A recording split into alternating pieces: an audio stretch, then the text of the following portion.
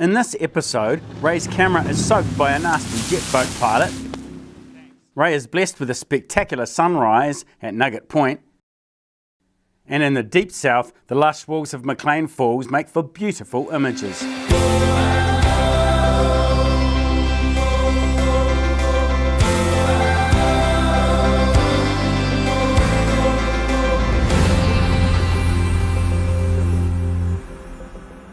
Good morning, it's Ray here on another episode from our autumn road trip to central Otago. We're just leaving Wanaka and we're going off down into the Catlins. The weather's a bit cloudy, so we'll see what we can do.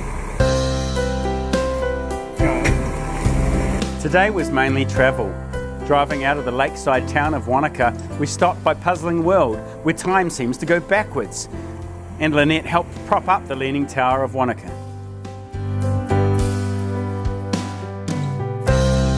We took the familiar road south, past fields full of sheep,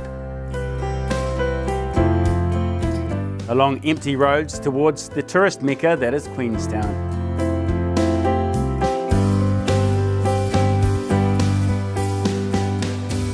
We had a break by the rocky shores of the Shotover River to see tourists on a thrilling jet boat ride. This modern jet-propelled watercraft was developed by a sheep farmer, Sir Bill Hamilton, way back in the 1950s. Today, the rivers around Queenstown are buzzing with these highly manoeuvrable jet boats, which can reach speeds of up to 50 knots.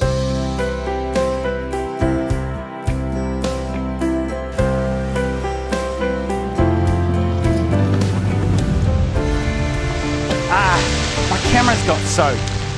I think it's time to go.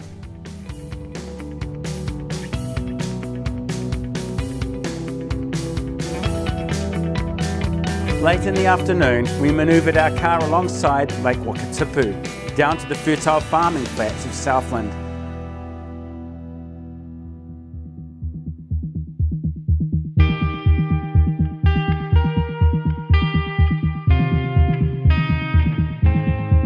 We were starting to get tired of the constant travel and early mornings. But eventually, we arrived on the Catlins Coast and found some cheap accommodation. It was time for a good night's sleep.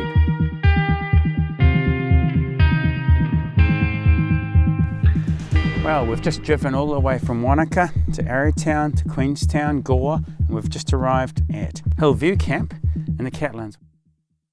Good morning, it's Ray here. I've just got up really early at 5 o'clock, had a shower, cup of tea, and I've driven the almost 20 kilometres out to Nugget Point on a narrow, windy road along the coast.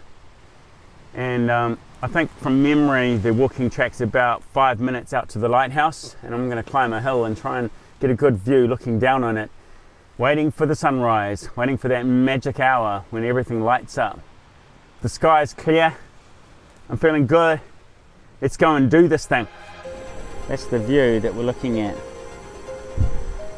Beautiful, looking across the Pacific Ocean with the nuggets, the lighthouse. So these are all the other photographers trying to get the same shot as me. But I've got a better shot, I can see more nuggets. Here's a new guy arriving. Man, there must be a dozen people here at least. So this is where I'm sitting, just right on the rocky perch on top of this knife-edge ridgeline. 2 more photographers arrived, that's about 10. Soon we'll probably have a dozen. And the sun's about to break the horizons. So I'm really hoping it's going to be an awesome spectacle. I've added an ND grad filter to the sky to darken it, balance the tones a bit, and compress the dynamic range. Let's see what that looks like. Okay, is that any good?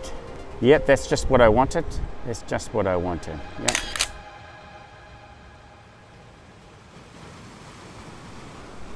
Okay, there's the sunrise here. I'm videoing now. On video, there's the sun, it's beautiful, and I like the way the sun is reflected on the water. What I'm doing is adding some stops of light here, adding some more light, just by using exposure compensation and overexposing by 1 stop each time, then I'll get more light in the scene. Here's my finished photo after editing in Photoshop.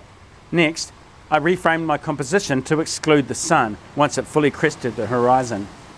To mitigate the effects of lens flare, I pointed the DSLR further to the right and zoomed in for a closer crop. See how I've placed the lighthouse and the horizon on the rule of thirds. And to finish off, I filmed a decent tutorial. Now, getting up early is par for the course for the serious landscape aficionado. Like all worthwhile pursuits in life, it takes effort. No pain, no gain. I must admit, it is a gamble. I really didn't know what to expect when I came here, despite checking the weather forecast. But it's this uncertainty, this not knowing, that makes landscape photography so worthwhile and so addictive. Behind me is the iconic landmark of Nugget Point Lighthouse, and in this thundering Pacific Ocean below are a dozen rock stacks called the Nuggets. And when the sun strikes the horizon, they all light up magically. In the sea below are seals swimming around, and there's lots of wildlife. It's truly a magical place out here on the Catlins Coast of the South Island of New Zealand. With the tutorial done and dusted, I had the chance to fly my drone.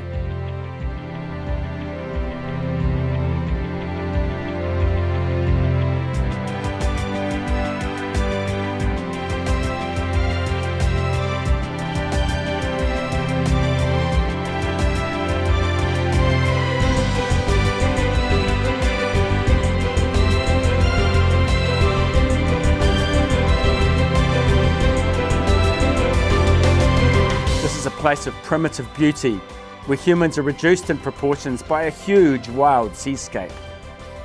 The lighthouse was constructed in 1870 with quarried stone, and the actual tower is only 10 metres high, but it stands an impressive 76 metres above the raging Pacific Ocean below.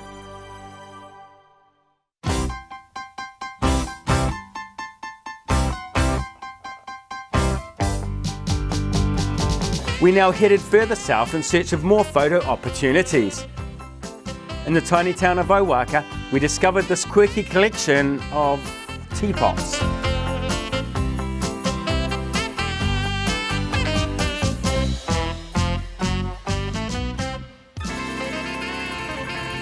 And my wife went barking mad. I'm a little teapot, short and stout. Here's my handle, here's my spout. When I get all steamed up, hear me shout. Just tip me over and pour me out. Oh no, I can't handle this craziness. Let's get out of this place. We drove on to McLean Falls, where we filmed another tutorial. If you ever visit New Zealand, you'll be struck with how green the landscape is. But that's because how wet the weather is, especially down here on the Catlins Coast. The Catlins region is spotted with island-like sanctuaries of beautiful remnant native forest. Now the coast is really wild and rugged, but the interior features some beautiful waterfalls like McLean Falls. It's only about 10 minutes walk, so let's do it.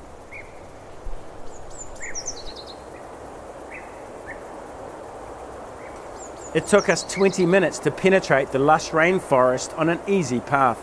The sky overhead was filling with clouds blocking the sun, giving us diffused light. These overcast conditions were perfect for shooting long exposures, especially of waterfalls.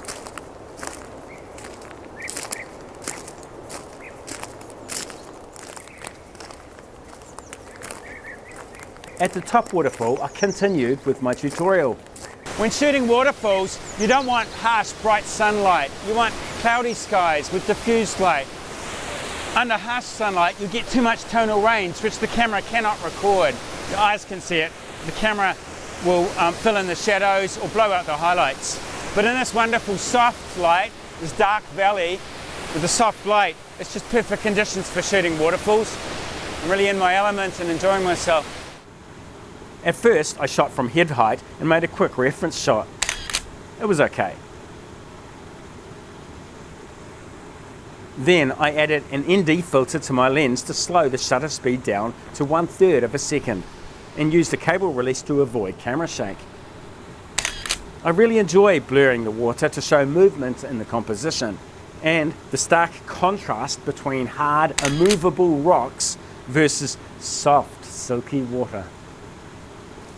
Dozens of people arrived, so we retreated downstream to the lower falls. Amazingly, there was no one there except us. While it was tricky to clamber across slippery boulders, I found a satisfactory viewpoint where I could clearly see both cascades.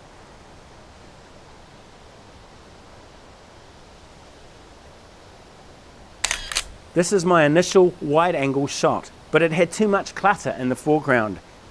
So I zoomed in closer to a focal length of 40mm. This simplified the composition. Using an ND filter, the exposure turned out at 30 seconds. Wonderful. I was very happy with today's efforts. Well, today was great on the Catlins Coast. We started the day really early in the morning at Nugget Point Lighthouse, and we finished the day at McLean Falls. Now we're driving north through Dunedin. We're going to stay the night at Moeraki, and hopefully, fingers crossed, I wake up early enough to shoot the Moeraki boulders. Have a good night. If you would like to explore Ray's photography course, click the yellow button, or watch the next episode, where Ray looks for new ways to capture the iconic Moeraki boulders. Then Ray and his wife visit the Quirky Steampunk Museum in Oamaru,